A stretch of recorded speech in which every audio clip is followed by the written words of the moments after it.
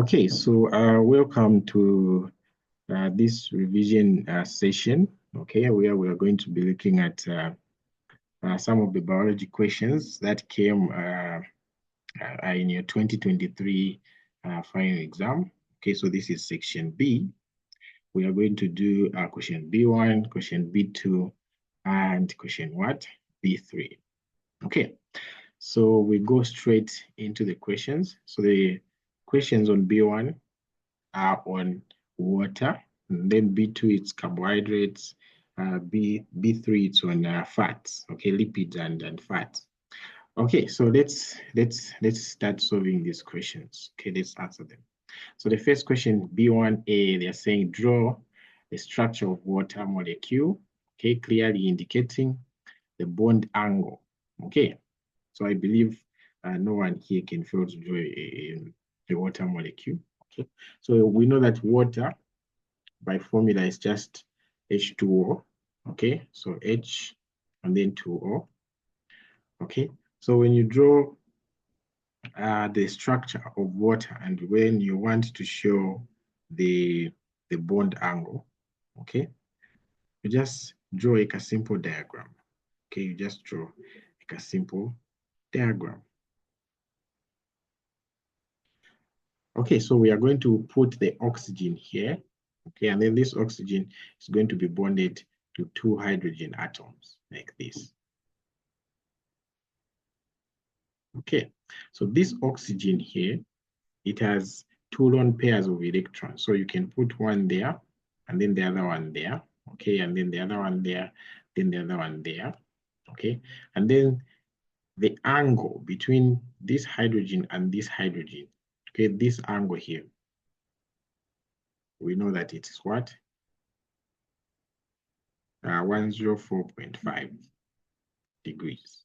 Okay, so this is the structure of water that is clearly showing you the what? The bond angle. So this was A. Okay, so we also have to know that the structure of water is like that. Okay, so because of these lone pairs, these hydrogens are pushed downwards like that. So they form this shape. Okay, so that's the structure of water that is clearly showing the bond angle there. And then B, they're saying, why is the water molecule not linear? Okay, so to be linear, it means to be straight. Okay, as we can see from this diagram that I've drawn here, this is not straight. Okay, it's bent like that. In short, we say that water has a V shape. Okay, or it's bent. Okay, so the question now is, why does water have a V shape, or why is this molecule of water, okay, not straight? That's the question. Okay, so this is B. Okay, so you can answer it like this. Okay, so you can say the water molecule is not linear, okay, because of the tetrahedral arrangement of the electron pairs around the what? The oxygen atom. Okay, so tetrahedral simply means you have 4 pairs of electrons around that atom. Okay? So the first one will be what's called. Okay, so the first one of those pairs of electrons has gone and bonded with the what? The hydrogen. And then the second one has also gone and paired with the hydrogen. Okay, and then we can see a lone pair there, and we can also see a lone pair there. So because of this tetrahedral arrangement, okay, of the electron pairs around this oxygen atom here, okay, is the reason why the linear, the molecule of water is not linear. Okay, so you can say it's not linear because, okay, of the tetrahedral arrangement of the electron pairs around the oxygen. Okay, so let me just write that. The tetrahedral arrangement, okay, of electron pairs around the oxygen. Electron pairs around the oxygen atom. Okay, so this is our answer on B.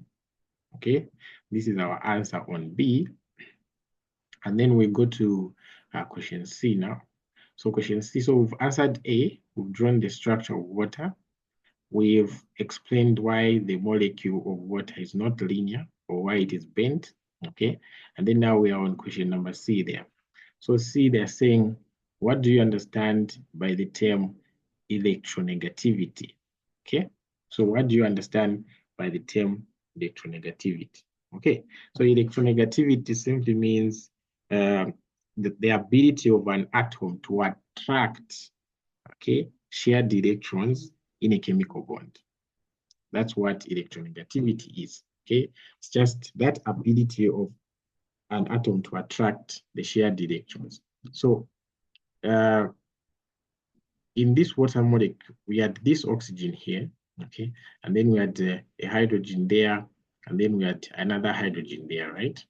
Okay, so this oxygen here, okay, it is more electronegativity. It is more electronegative than this hydrogen that you can see here.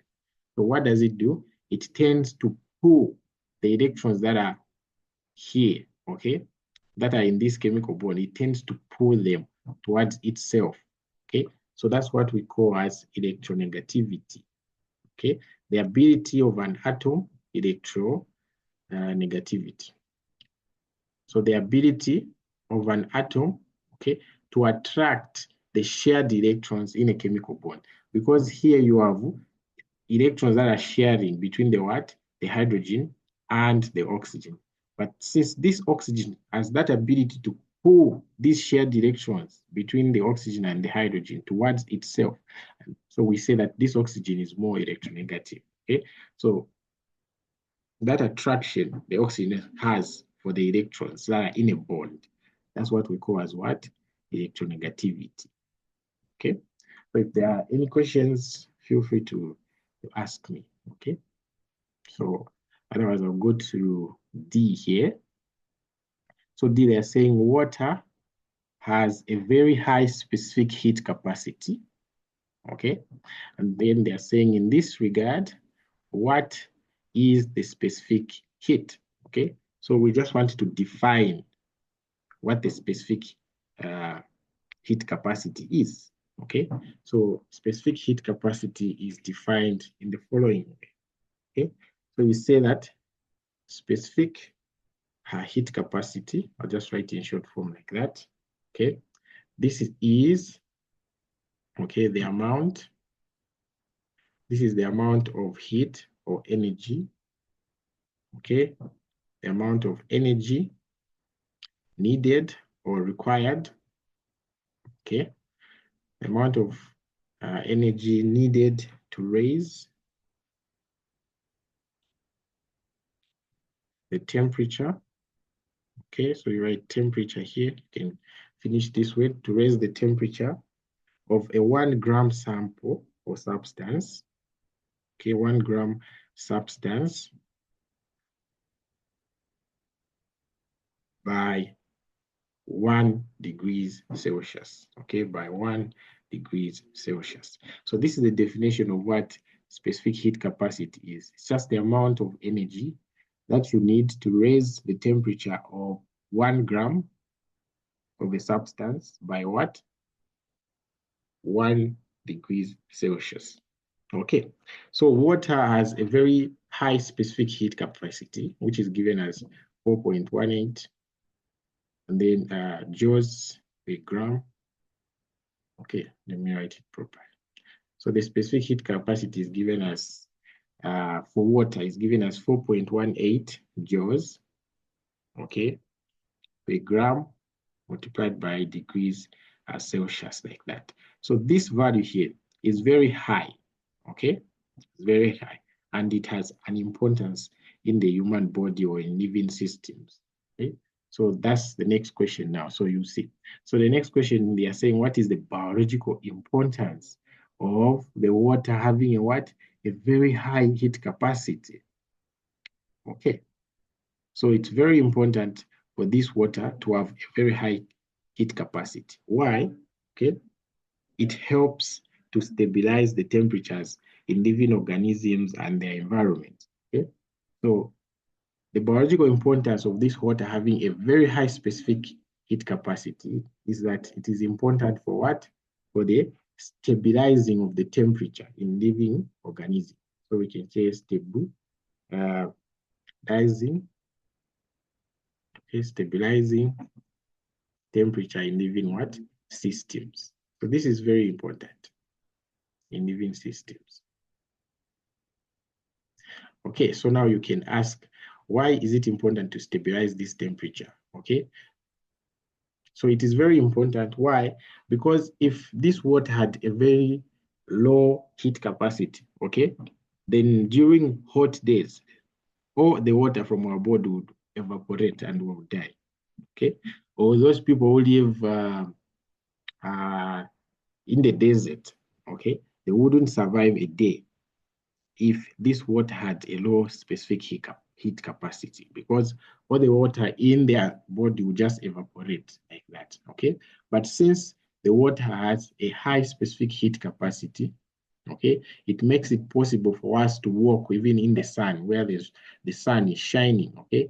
And the water will just be there. It won't go anywhere because it has a what? A high specific heat capacity. Okay, so that's the importance. So it stabilizes the temperature in living organisms and even the surroundings.